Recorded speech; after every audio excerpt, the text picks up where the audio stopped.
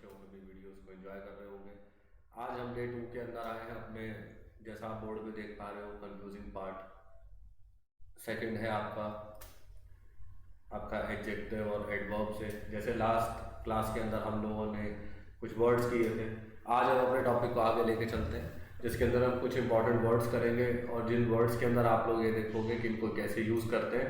चलो टाइम को वेस्ट ना करते हुए अपनी वीडियो को आगे लेके चलते हैं। फर्स्ट वर्ड अब आपने देख रहे हैं बोर्ड के ऊपर, वो है डायरेक्ट और आपका डायरेक्टली। देखो इन दोनों के अंदर बहुत बड़ा डिफरेंस है। पहले आप वर्ड को समझ लो, डायरेक्ट क्या होता है। डायरेक्ट को समझने के लिए आप ये देखो कि डायरेक्ट को आप बोल क्या कह सकते हो। देखो अगर इसको आप एडवर्ब की तरह यूज कर रहे हो तो इसका क्या मतलब होगा, going one place to, turning और स्टॉप, या स्टॉपिंग बोल सकते हैं। यानी अगर आप इसको डायरेक्ट को एडवर्ब की तरह काउंट कर रहे हो तो यानी किसी जगह पर सीधा जाना और सीधा आना बिना रुके हुए, तो आप उस तरीके से डायरेक्ट को यूज करोगे। दूसरा डायरेक्ट, अगर इस डायरेक्ट को दूसरे तरीके से यूज करें, अगर आप इसको बोल रहे हो क्या, एडजेक्टिव बोल रहे हो, तो इसका सीधा सीधा मतलब है स्ट्रेट। इसमें कोई एक प्लेस टू अनदर प्लेस नहीं, डायरेक्ट सीधा एकदम स्ट्रेट फॉरवर्ड एकदम, कोई इसमें इशू नहीं होगा। अगर आप एक और डायरेक्ट को अलग तरीके से देखते हो तो अगर ये वर्ब की तरह यूज हो रहा है, क्या वर्ब की तरह यूज हो रहा है, तो ये क्या होगा, निर्देश देना। उसी तरीके से आप इसको, अगर इसे आप डायरेक्टली काउंट करते हो और डायरेक्टली काउंट करोगे तो क्या करोगे भाई, इसको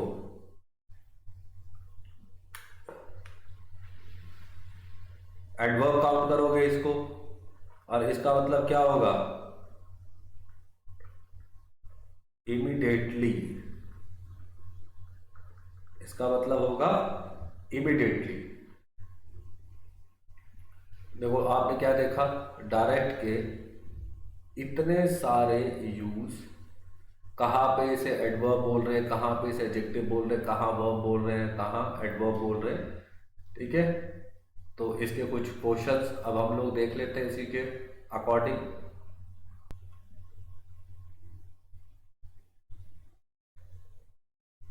question 1, I came hair dash from airport. दूसरा, he comes to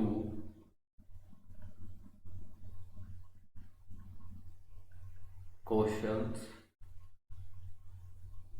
dash without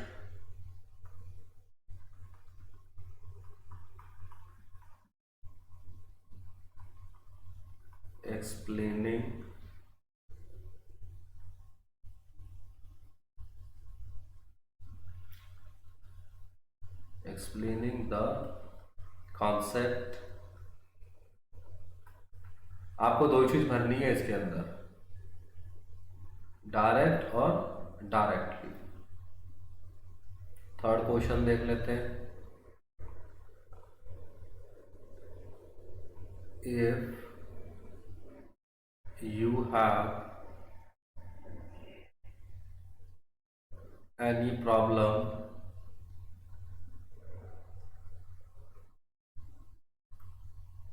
come to me dash fourth, there is no dash route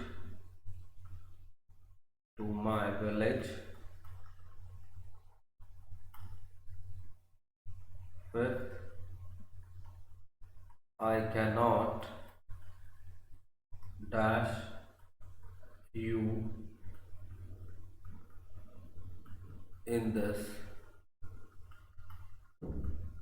matter। अब आपको दो ही चीज भरनी है, डायरेक्ट और डायरेक्टली।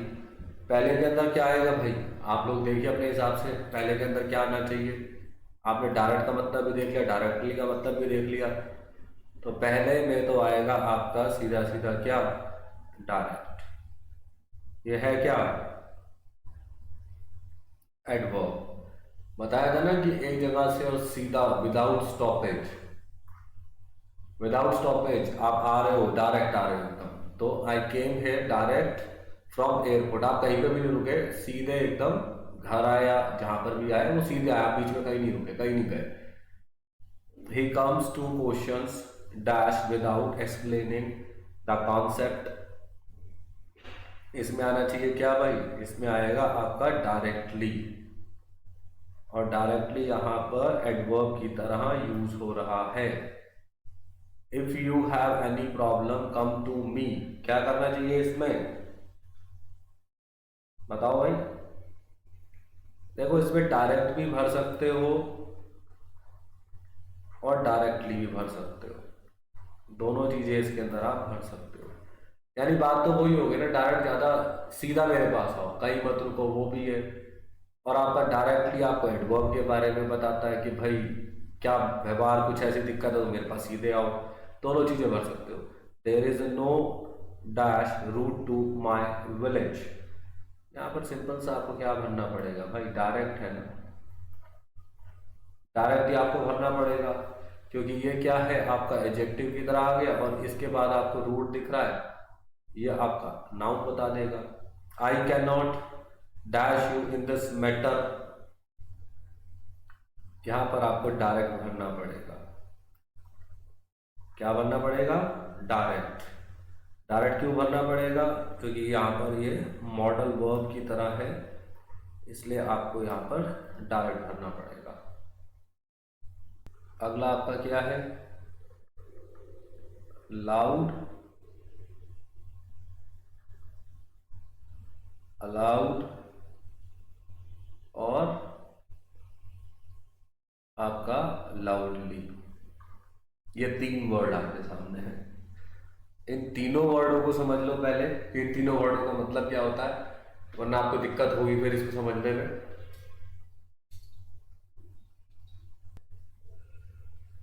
लाउड, लाउड को आप पहले एडजेक्टिव की तरह काउंट कर लो, यानी तेज आवाज,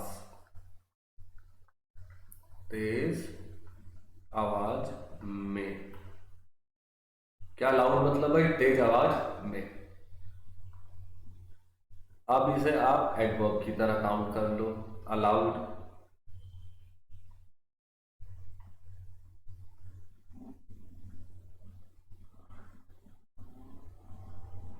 शोर शराबे के साथ, और लाउडली एडवर्ब की तरह काउंट होगा, लाउडली मतलब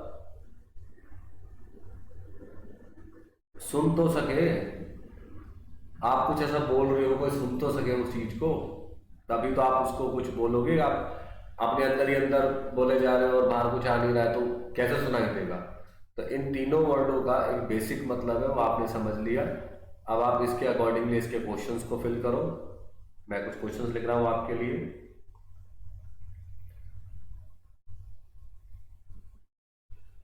I heard a dash noise, don't play the music dash, please speak dash, you are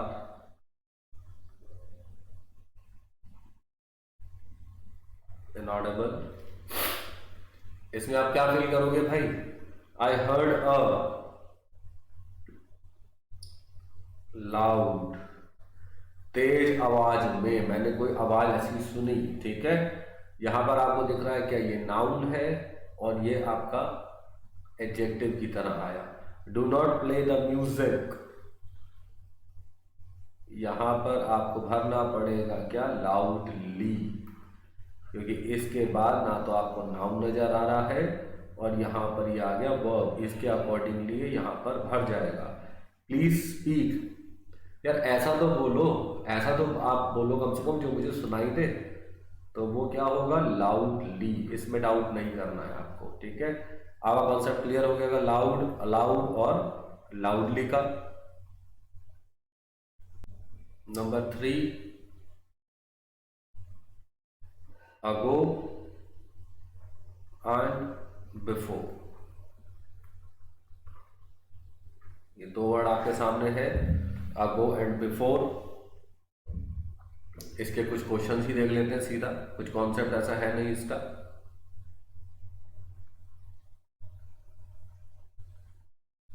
I haven't see him dash. आपको ये दो भरने हैं भाई, अगो और बिफोर इसके अंदर भरना है, आप अपने हिसाब से भरो। कुछ क्वेश्चंस लिख रहा हूं मैं आपके लिए, इसको फिल करेंगे, उसके हिसाब से इसको समझेंगे। I saw him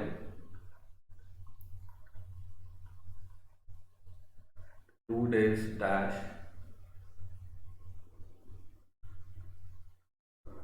she had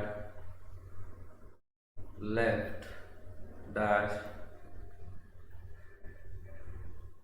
we came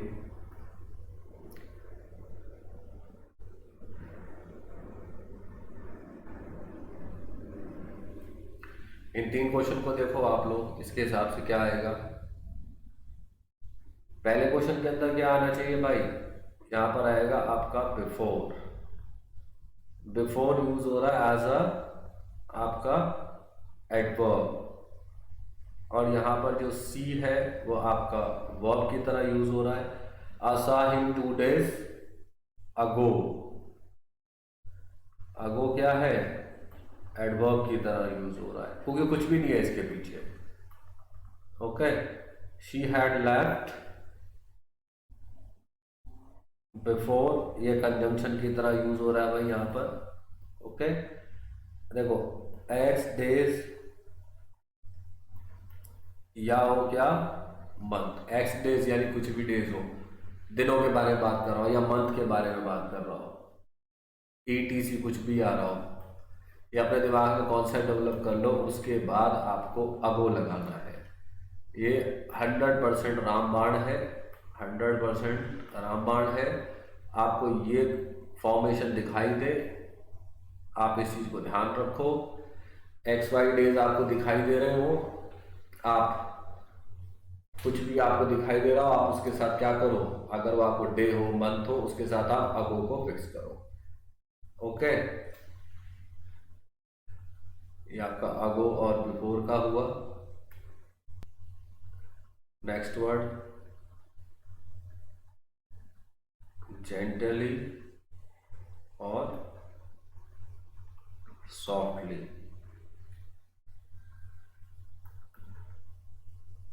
please speak dash touch the baby dash. इनके अंदर क्या भरेंगे हम लोग? जेंटली और सॉफ्टली के हिसाब से। सबसे पहले तो प्लीज स्पीक सॉफ्टली।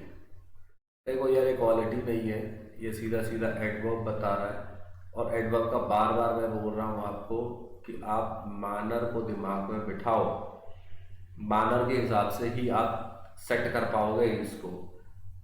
टच क्या है? वर्ब है, और जेंटली ही यहां पर करना पड़ेगा। क्या करना पड़ेगा? जेंटली, क्योंकि वर्ब के बाद यहां पर जो ये आ रहा है वो भी एडवर्ब के अकॉर्डिंग आ रहा है। यानी सीधा सीधा कॉन्सेप्ट डेवलप होता है कि ये दोनों एडवर्ब की तरह ही काम करते हैं, क्योंकि दोनों के दोनों क्या बता रहे हैं, मैनर को बता रहे हैं दोनों के दोनों। इसमें कंफ्यूजन नहीं होनी चाहिए आप लोगों को। नेक्स्ट वर्ड देख लेते हैं आपका small versus little. He is a dash boy,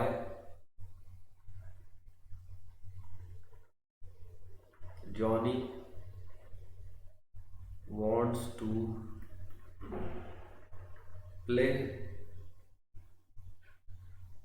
have a dash patient if you teach dash children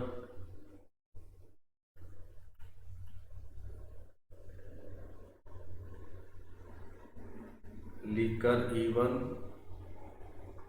in dash quantity,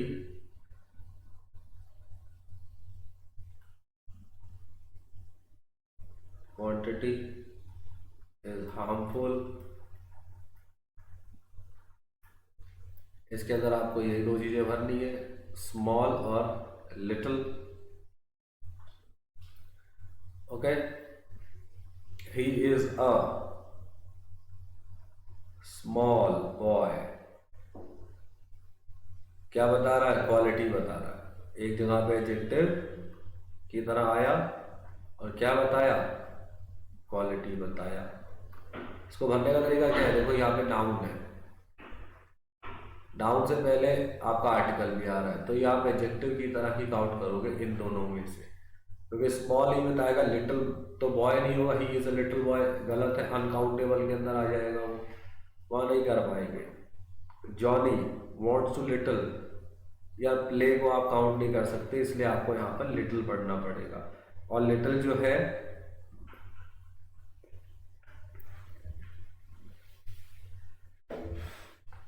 वो आपका ये बता रहा है कि इसको थोड़ा बहुत खेलना है, तो इसलिए आप यहाँ पर इसको भरेंगे और एडजेक्टिव की तरह ही काउंट करेंगे।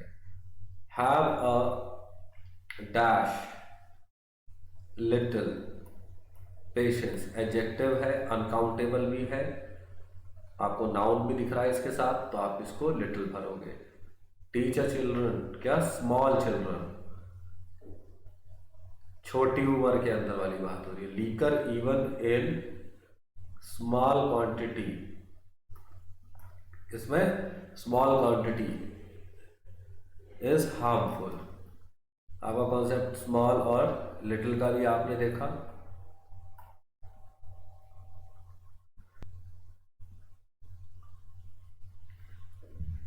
अब कुछ वर्ड्स मैं आपको लिखवा देता हूं इसके अंदर, जिनको आप लोग खुद देखेंगे और वो इम्पॉर्टेंट वर्ड है।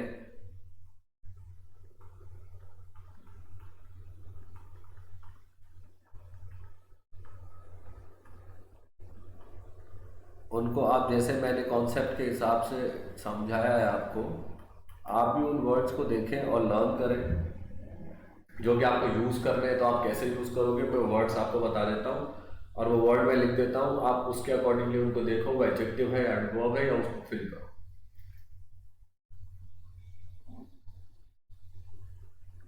लाइक एज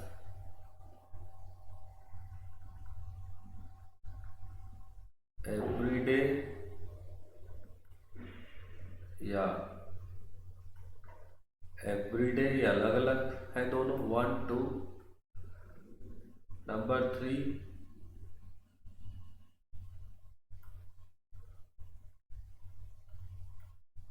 sometimes, sometime, फिर sometimes। ये वर्ड बहुत ज़्यादा इंपॉर्टेंट है, ये आपको डिस्टर्ब करेंगे, आप इन वर्ड्स के बारे में जानें ये वर्ड है क्या। खुद से भी इन वर्ड्स को आप लोग देखें डिक्शनरी में और उसके अकॉर्डिंगली भरें इसको। इल, सिक, desperate, tempt,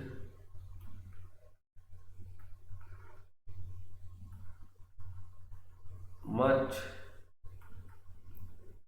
a lot of, many,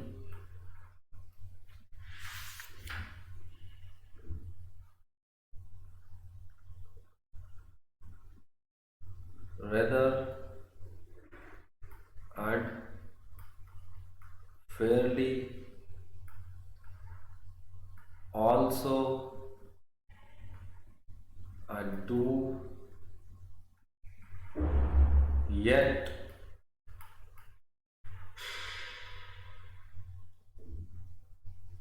altogether। देखिए ये जो वर्ड्स है ना आपके सारे, ये सारे के सारे वर्ड बहुत इंपॉर्टेंट है और ये बहुत ज़्यादा कंफ्यूजिंग है।